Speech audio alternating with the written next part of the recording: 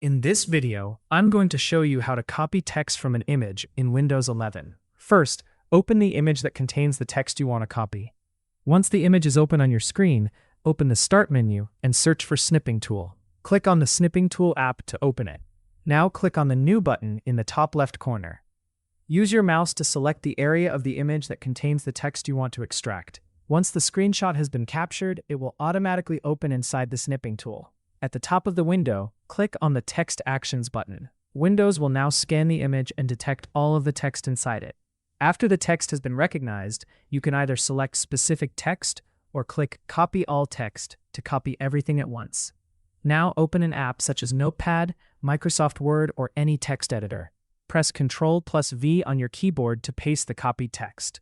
As you can see, the text from the image has now been converted into editable text that you can copy, edit, or save.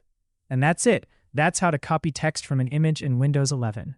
If you found this video helpful, then please consider subscribing and liking the video.